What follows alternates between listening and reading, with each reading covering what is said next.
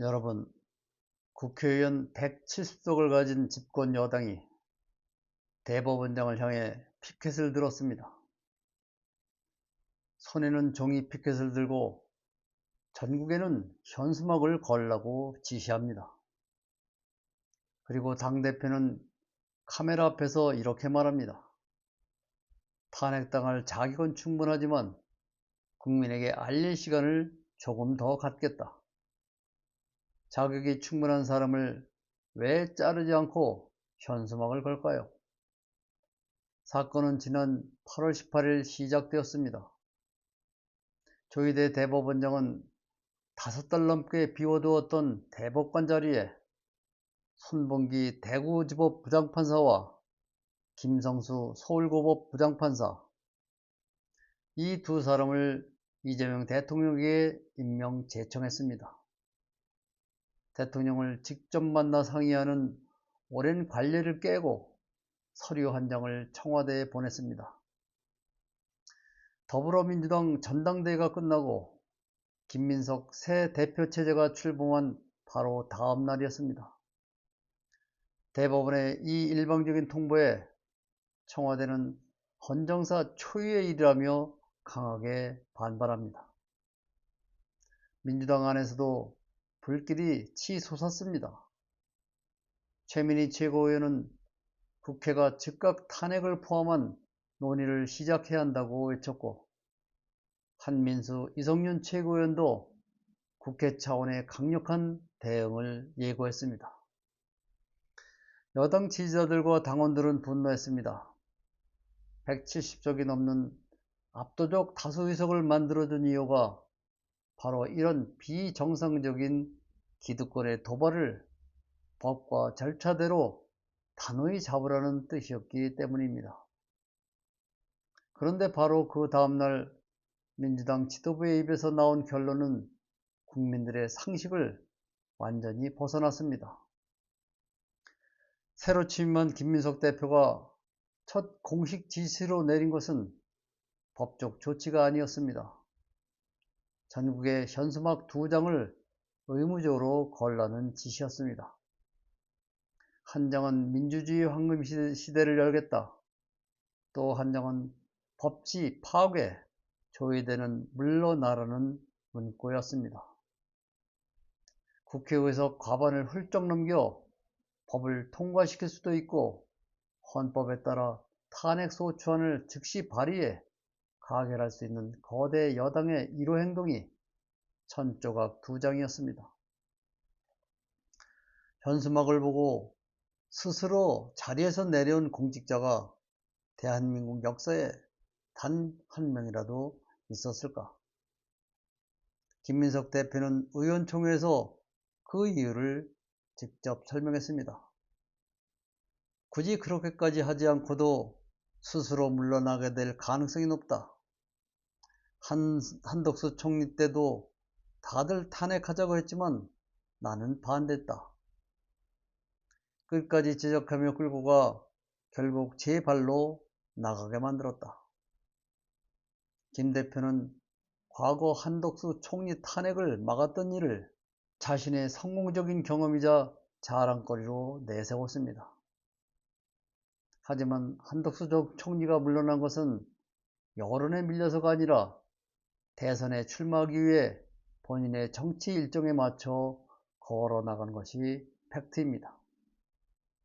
출마할 곳도 나갈 이유도 없는 조희대 대법원장에게 똑같은 방식을 쓰겠다는 논리는 앞뒤가 맞지 않습니다. 김민석 대표는 기다리면 스스로 물러난다고 말합니다. 이 말은 사실입니다. 조희대 대법원장은 1957년 6월생입니다. 법원 조직법상 법관의 정년은 만 70세이므로 2027년 6월이면 법에 따라 무조건 퇴임해야 합니다. 오늘 기준으로 남은 임기는 약 10개월에 불과합니다. 안 물러나도 저절로 나가게 되어 있는 사람입니다. 하지만 진짜 문제는 그 10개월 동안 벌어질 일이죠. 조 대법원장이 제청한 대법관 2자리, 손범기, 김성수 판사의 대법관 임기는 6년입니다. 대법관은 대한민국 모든 재판의 최종 판결을 내리는 사람이죠. 앞으로 대법원으로 올라갈 주요 정치적 사건과 헌정 질서를 다룰 핵심 재판관 2명을 10개월 뒤 떠날 대법원장이 고르고 나가는 것입니다.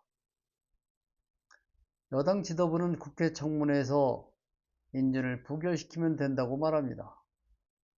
하지만 이번 2사람을 부결시키면 조희대 대법원장은 다음 후보를 또 골라 올릴 것입니다.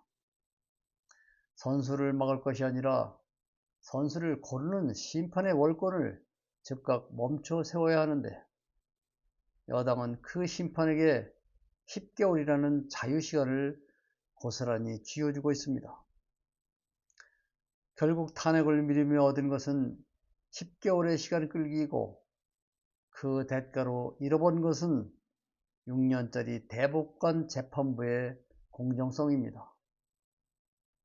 지금 민주당 의원 1000원이 피켓을 들고 구호를 외치는 모습은 2003년 노무현 대통령 시절에 검사들과의 대화를 떠올리게 합니다. 당시 정부는 인사권과 지휘권을 쥐고 있으면서도 대화로 설득하겠다, 스스로 바로잡아 달라며 상대를 대화 테이블에 앉혔습니다. 그 결과가 어떻습니까? 이쯤 가면 막 하자는 거지요 라는 비웃음과 개혁 실패였습니다. 기득권 권력 집단은 말이나 훈계, 도덕적 설득으로 물러서지 않습니다. 철저하게 법 조항과 임기라는 방패를 쥐고 끝까지 자신들의 진지를 사수합니다. 잘해봅시다, 알아서 나가주세요 라며 피켓을 드는 행위는 권력기관에게 타협의 손짓이 아니라 우리를 칠 배짱이 없다는 나약함의 고백으로 읽힐 뿐입니다. 170석을 손에 쥐고도 야당 시절의 장외투쟁 관성에 빠져 피켓 뒤로 숨는 것은 여당의 명백한 책임 방기입니다. 조희대 대법원장이 청와대와 협의 없이 서면 제청을 던진 것은 우발적인 행동이 아닙니다. 법원은 여당 지도부의 성향과 정부의 국정 기조를 이미 완벽하게 읽고 있었습니다. 정권 출범 이후 여권은 보수와의 동행을 강조하며 국정 안정을 최우선 과제로 삼아왔습니다. 대법원은 민주당이 보수층의 반발과 사법부 장악이라는 프레임을 두려워해 결코 탄핵이라는 극단적 칼을 뽑지 못할 것임을 확신했습니다. 김민석 대표의 타협적 정치 스타일 역시 사법부에게는 안전판이었습니다.